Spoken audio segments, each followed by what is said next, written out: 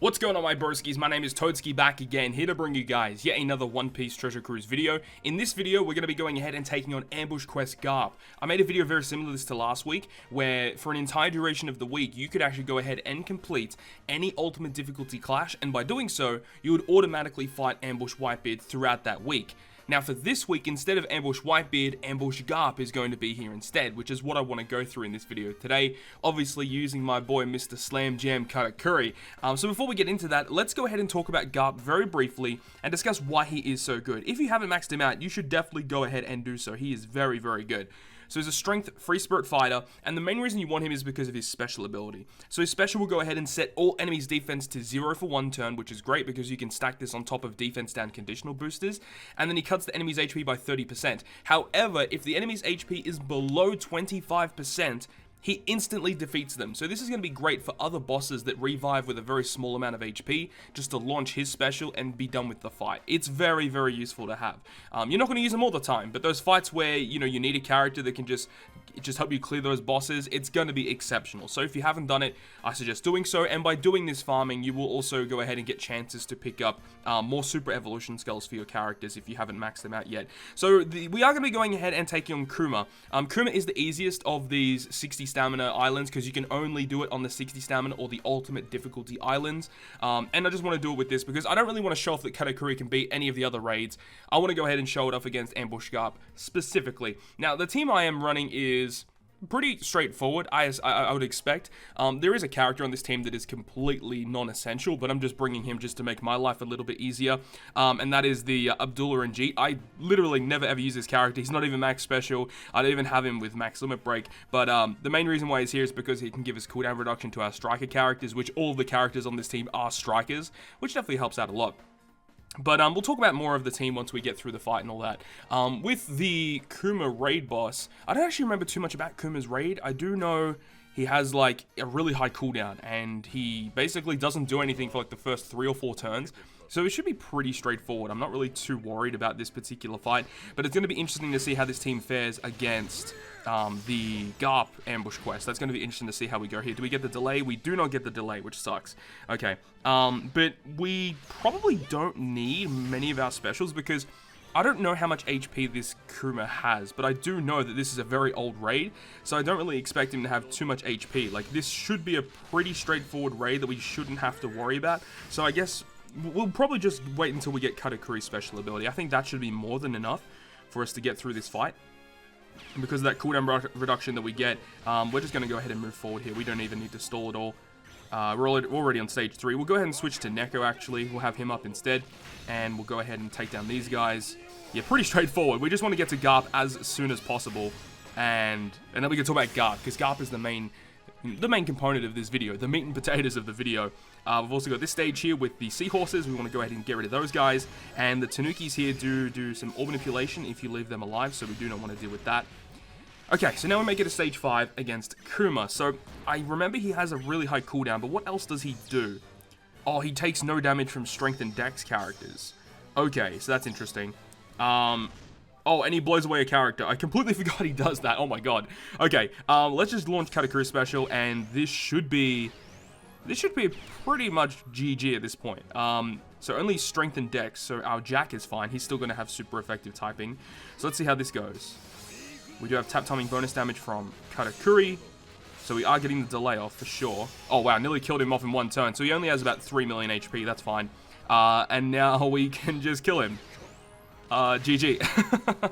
Kuma, as I said, very, very old raid boss. Probably the most ideal captain if you want to farm Kuma specifically is like Legend Carrot, I would say. Legend Carrot could just go through this with whatever you want because Legend Carrot with her captain ability can ignore the defense shield of Kuma. So that's something there. But anyways, we've cleared Kuma now. Now we can actually get to the meat of this video, which is going to be against Ambush GARP. And as I keep saying, you know, if you haven't maxed him out, this is a great opportunity to go ahead and do so, especially because now we have access to 5 free stamina refills per day from the transponder snail. So perfect opportunity. If you don't have anything to farm, this is definitely going to be something to do. And just not only this as well, there's just, you can go ahead and farm other raids on top of this as well. Like, I made a video a couple of days ago discussing what are the highest priority raid characters you should focus on. If you guys haven't seen that video yet, I highly suggest checking that one out. It gives you guys a lot of insight as to which of the raid raid bosses that are the most ideal to farm, the ones to have max because they're going to help you with the most content. So definitely check out that video if you guys haven't done so. God damn, that took forever to load. Okay, so let's see how we go here against Ambush GARP. So with Ambush GARP, okay, we got stage 1 here against the guy with the 3 Great Barrier. He's only got a 1-turn cooldown. Let's switch over to Neko. And we need to go ahead and hit 3 goods. 2, 3. Oh, he doesn't have much HP. That's a lot of the thing I noticed with this old content is, you know, especially like nowadays, nowadays a lot of the mobs and bosses have so much HP just because multipliers have gone up so high since the characters had released. So a lot of these earlier pieces of content are very, very easy with some of the more recent legends just because multipliers go through the roof. Like you remember back in the day, like V1 Rayleigh or who else was like a really old school, even like V1 Mihawk to an extent. He was just kind of an average unit, He was only like a 2.75 or something. If you hit it perfect, it was at a 3 times. I don't even remember. Either way, characters multipliers were nowhere near as high as what they are now. So it's crazy to see how much Treasure Cruise has progressed from that point. Although I will say that, even though boss's HP does get a lot higher, another thing you have to expect as well is that the gimmicks get a lot more stupid. Like a lot of the bosses nowadays do have really, really stupid gimmicks where you have to bring very specific utility characters to get around certain effects. Pretty annoying.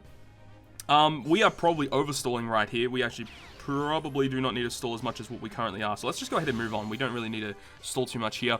Okay, so now we've got stage 3. This is the first of these mini-bosses against Onigumo. Onigumo, what does he actually do again?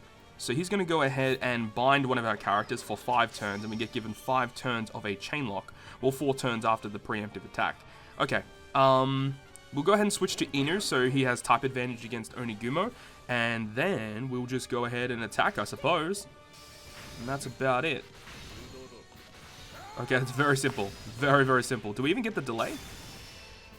Oh, close. Very, very close. Okay, so we'll actually go ahead and stall 1 more turn here. And by doing this, we can now move on in the next turn. And because of the enemy preemptive attack on stage 4, that chain lock that is inflicted to us will get removed, which is very good. So the next boss is going to be Momonga. Momonga actually doesn't do too much. He basically will just have an immunity buff once again. And the thing about him is you do not want to get him below 50%. If you get Momonga below 50%, he'll go ahead and despair your ship. So you do not want that to happen. So we're going to go ahead and just do our regular attacks and let our int characters attack last to get the most damage output possible against him. And yeah, look, he doesn't even have a million HP, like 400 to 500,000 HP. Many bosses nowadays do not have that HP threshold. Most of them have like at least like 1 million to 2 million HP. But now we've finally made it to the final boss, GARP, right? So GARP is an interesting character. Now you can see he does have a defense down immunity. You can delay this guy, which does make a big difference. Now, the first thing that we're going to be doing is we're going to go ahead and use KATAKURI special turn 1.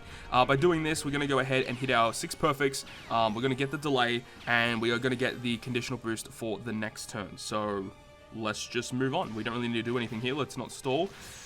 Hit our 6 perfects and end on Neko Mamashi for the type advantage. And how much damage do we actually get from that? That is going to be 3.5 million damage. That is pretty solid. We do get the delay off there. And now in this turn, we're going to go ahead and use Cat Dog. So by using Cat Dog here, we're going to be getting a 1.75 color affinity, a 1.75 times attack boost to our striker characters, and cerebral characters, of course. But on top of this, we do have KATAKURI's 2 times conditional attack boost. So this should be more than enough to clear this fight right here. So let's see how we go. And then Nami, Jack, KATAKURI, and then Cat Dog to finish it off. Very substantial amount of damage, 10 million damage, that's enough to kill him, but of course you needed all the effects active and stuff. Anyways, so he does revive, which is one of the main annoying components of this guy. When he revives, he does damage to you, he paralyzes you. You can see your quick characters do get inflicted with 3 turns of special bind, which is why we have Nami on this team to remove the paralysis and the special bind. Now you can actually see as well that GARP does have a 2-turn damage immunity buff. That is going to be pretty annoying to deal with. However, we're going to be able to get through this quite simply right here. So we're going to go ahead and use our Nami to go ahead and remove the paralysis and remove the special bind. We're going to go ahead and use Jack to go ahead and remove the damage immunity buff, as well as doing some damage to GARP himself. And then we can go ahead and use the KATAKURI to give us the full board of matching slots and some tap timing bonus damage. And remember, we do have the Orb Boost active from Cat Dog that we got in the previous turn. So this is going to be more than enough damage to take him down. No problemo. finish off on Katakuri. There we go. So Ambush GARP, very straightforward with 6+ Katakuri. Of course, depending on what type of raid boss you're going up against, this team might not work against a certain raid boss, but against GARP himself, this team is very, very simplistic and straightforward. So there we go. That's the run-through of Ambush Quest GARP with a 6+ Katakuri team. As I said, if you guys haven't farmed him, make sure to do so. Potentially get some Super Evolution skulls along the way. But yeah, I love using this guy, and hopefully next week they introduce Ambush Linlin. If they ever introduce Ambush Linlin in the weekly quests here, oh my god, like, no one has an excuse not to have her anymore, honestly, if they do that. But anyways, that is going to wrap up this video today. I really hope you guys enjoyed this one, and if you guys did enjoy it, make sure you go ahead and hit the like button, and if you want to stay up to date with all the content that I post, including more One Piece Treasure Cruise content, make sure to hit the subscribe button down below. But on that, guys, I will see you guys within the next video.